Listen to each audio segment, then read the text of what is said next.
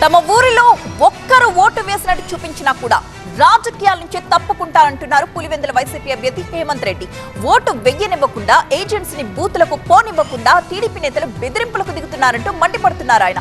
1200 ఓట్లుంటే 900 మంది టీడీపీ నేతల్ని గ్రామంలోకి దించారని ఆగ్రహం వ్యక్తం చేస్తున్నారు.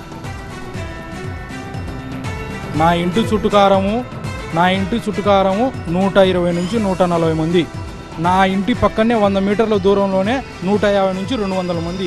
తెల్లారుజామున 4:30కే నా అభ్యర్థులు నా క్యాండిడేట్లు ఉంటారు కదా, వాళ్ళను ఆ ఏజెంట్లను నా ఇంటికాడికి వచ్చా అంటే ఏజెంట్లను 8 నుంచి 10 కార్లలో తరుముకుంటూ వచ్చినారు. వాళ్ళు నా ఇంటి ముందరికి వచ్చి బండ్లలో బైకులలో వచ్చి కట్టెలు తీసి తిప్పి, మీరు ఏజెంట్లుగా కూర్చుంటే మీ కాళ్ళు చేతులు ఇచ్చుతాం, మీరు దాంట్లో ఆలోచన చేయాల్సిన పనిలే, మీ పని మీరు మర్యాదగా మీ ఇళ్ళలో కూర్చున్నారా లేదా అని. ఎవడున్నా నాకు అర్థం కావడంలే. ఊరు లోపల మా ఉండేది 1200 ఓట్లు. మా పంచాయతీ మొత్తం 3 ఊర్లు కలిపి 1200 ఓట్లు.